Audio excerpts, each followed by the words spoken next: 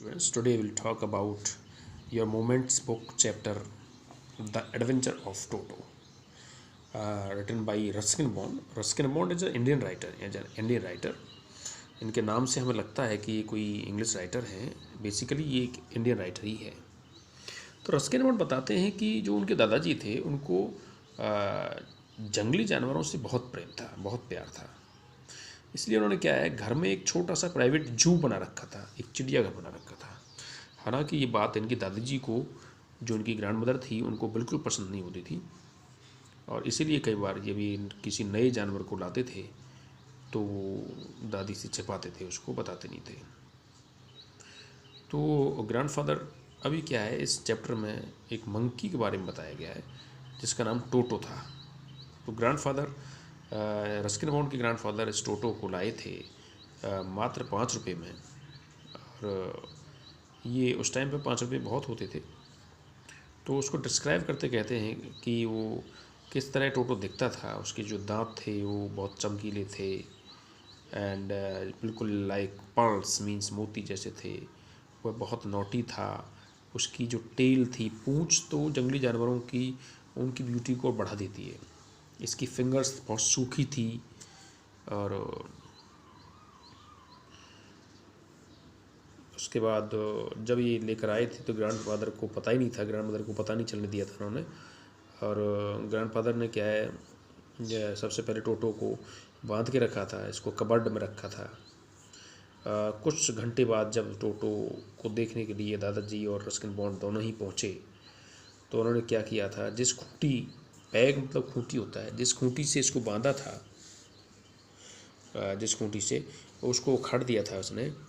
और जो Ruskin bond का जो स्कूल ब्लेजर था उसको भी इसने क्या कर दिया, श्रेड्स मतलब पीसीज में उसको फाड़ दिया था। तो ये उसका पहला एक इंसिडेंट था। बाद में जो आप देखते हैं कि ग्रैंडफादर का जो जू था उसमें कई सारे जानवर थे, tortoise, rabbits, squirrel and pet got, and एक डंकी भी था। ग्रैंडफादर को एक बार क्या हुआ, अपनी पेंशन लेने के लिए सहारनपुर जाना था। तो सहारनपुर जाने के लिए दादाजी ने क्या किया, टोटो को अपने साथ ले जाने का डिसाइड किया।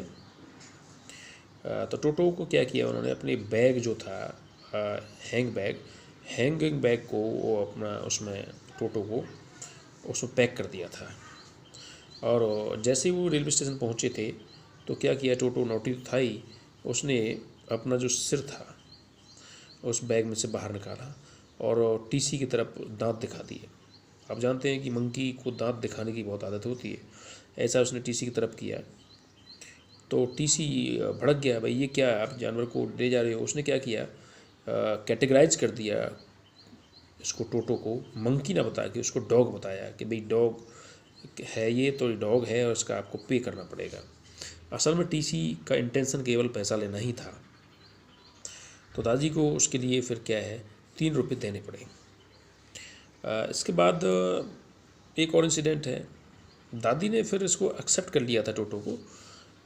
टोटो को क्या है, एक अलग से उसका घर दिया गया। घर जो था वो क्या था, उसे स्टेबल में रहना था। डंकी जहाँ पर रहता था, जिसका नाम नाना था, जिसको नाना कहते थे सब लोग, तो उसके साथ रहता था। हालांकि डंकी के साथ इसकी बहुत ज़्यादा एडजस्ट नहीं कर पाता था ये, इसकी बिल्कुल भी उसके साथ बैठती नहीं थी, पटती नहीं थी।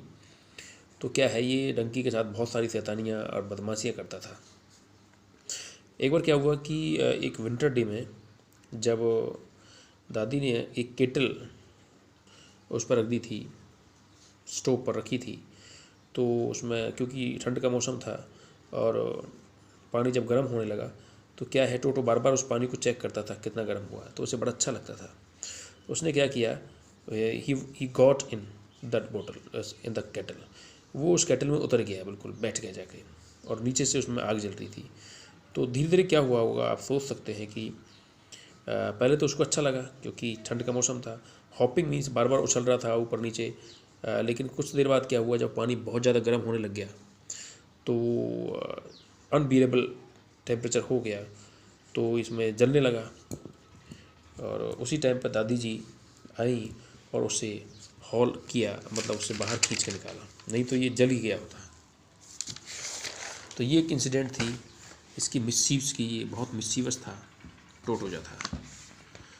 और बाद में इसकी एक और आदत थी कि जब भी कोई आंटी घर में आती थी, उसके आसपास आती थी, तो क्या करता था वो उसकी जो ड्रेस थी उसको पकड़ लेता था और इवन उसमें ड्रेस को फाड़ के उसमें मतलब होल कर देता था। ये इसकी आदत थी, ऐसी मिसयूज करता रहता था ये। लेकिन बाद में आपने देखा कि ये रस्किन बॉन्ड की जो फैमिली थी बहुत वेल टू डू नहीं थे, मतलब बहुत रिच नहीं थे, प्रॉस्परस नहीं थे, इसलिए अब ज़्यादा जानवरों को रखना उनके लिए अफोर्ड कर पाना मुश्किल हो रहा था। इसलिए क्या किया ग्रैंडफादर ने उसको, उस टोंगा ड्राइवर को जिससे वो ख़रीद के लाए थे, उसी टोंगा ड्राइवर को ये 3 रुपये में मंकी को उन्होंने बेच दिया था। तो ये कहानी है, इसमें आपको ये बताया गया है कि कैसे आपके मन में जंगली जानवरों के लिए एक अफेक्शन होना चाहिए, एक मर्सी होनी चाहिए। ये वाइल्ड लाइफ सेव फॉरेस्ट, क्योंकि फूड चेन में और इको फ्रेंडली होने के लिए जानवरों से आपका प्यार होना बहुत ज़रूरी होता है। हम सभी अपने घरों में कोई ना कोई पेट एनिमल रखते ही हैं, even it is buffalo, cows, sometimes you have a pet dog and cats, etc. So it's good for you, it's good for your nature, it's good for your health, mental health, and especially your psychological health. रखना चाहिए। और not only you having a pet, but you should care, you should look after him or her. तो ये कहानी थी, ये इस chapter है, इसका थीम, इसका समरी मैंने आपको समझाया। And I hope you will understand it and you will read out the chapter properly so that you may understand the chapter properly. Thank you. Have a nice day.